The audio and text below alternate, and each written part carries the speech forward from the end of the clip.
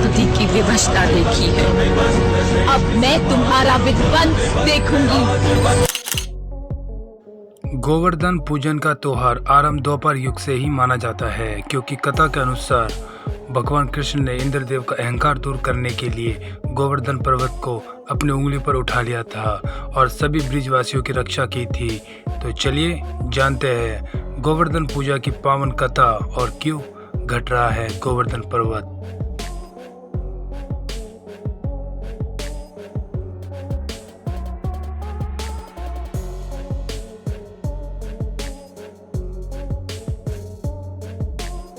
गोवर्धन पूजन की कथा द्वापर युग से जुड़ी हुई है, जब भगवान कृष्ण ने देवराज इंद्र का अहंकार दूर करने के लिए लीला रची थी। कथा के अनुसार एक बार इंद्रदेव को अभिमान हो गया था, तब लीलाधारी श्री कृष्ण ने एक लीला रची। एक दिन श्री कृष्ण ने देखा कि सभी ब्रिजवासी तरह तरह के पकवान बना रहे हैं, पूजा का मंडप सजाया जा रहा है। तब श्री कृष्ण ने यशोदा जी से पूछा, मैया ये आज सभी लोग किसके पूजन की तैयारी कर रहे हैं? इसके जवाब में माँ यशोदा जी ने कहा कि पुत्र, सभी ब्रिजवासी इंद्रदेव के पूजन की तैयारी कर रहे हैं। तब श्री कृष्ण ने कहा कि सभी लोग इंद्रदेव की पूजा क्यों कर रहे हैं? यशोदा जी ने उन्हें बताते हुए कहती है, क्योंकि इंद्रदेव वर्षा करते हैं और जिससे अन्न की पैदावार अच्छी होती है और हमारी गायों को चारा प्राप्त होता है। तब श्री कृष्ण ने कहा कि वर्षा करना तो इंद्रदेव का कर्तव्य है, यदि पूजा करनी है तो हमें गोवर्धन पर्वत की करनी चाहिए, क्योंकि हमारी गाय तो वहीं चरती है। हमें फल फूल सब्जियां आदि भी गोवर्धन पर्वत से ही प्राप्त होती है। इसके बाद सभी ब्रिजवासी इंद्रदेव की बजाय गोवर्धन पर्वत की पूजा करने लगे।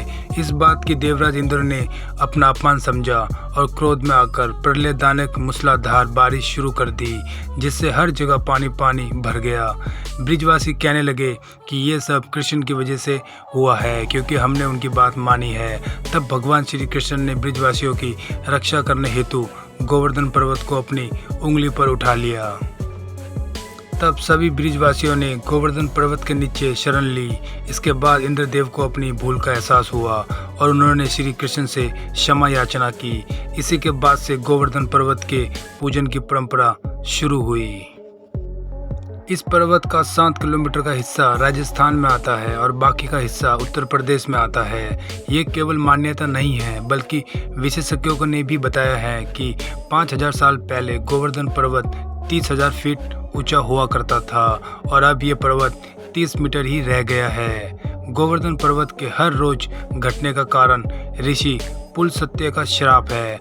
कथा के अनुसार एक बार ऋषि पुलस्त्य गिरिराज पर्वत के पास से गुजर रहे थे।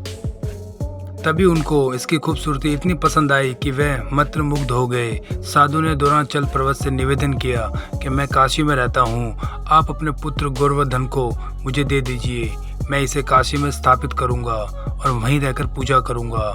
तब गोवर्धन पर्वत ने कहा, मैं आपके साथ चलूंगा, लेकिन मेरी एक शर्त है। शर्त यह है कि आप मुझे सबसे पहले जहां भी रख देंगे मैं वहीं स्थापित हो जाऊंगा। साधु ने गोवर्धन की बात मान ली और उन्हें अपने शक्ति से हथेली पर उठाकर ले चल दिए।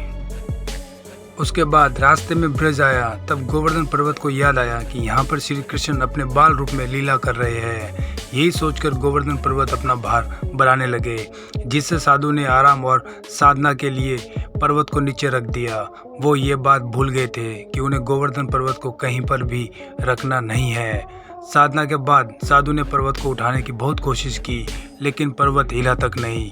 इससे साधु बहुत क्रोधित हो गए और उन्होंने श्राप दे दिया कि तुमने मेरे मनोरथ को पूर्ण नहीं होने दिया, इसलिए अब हर रोज तिल भर तुम्हारा शरण होता रहेगा। माना जाता है कि उसी समय से गोवर्धन पर्वत हर रोज घट रहे हैं और कलयुग के अंत तक पूरी तरह विलीन हो जाएंगे। तो दोस्तों, ये थी गोवर्धन की कहानी। आपको कैसी लगी हमें कमेंट करके जरूर बताएं। और गोवर्धन पर्वत से कई मान्यताएं जुड़ी हुई है, एक बार आप इसे देखने जरूर जाएं, आपका दिल भी इसे पसंद करने लगेगा।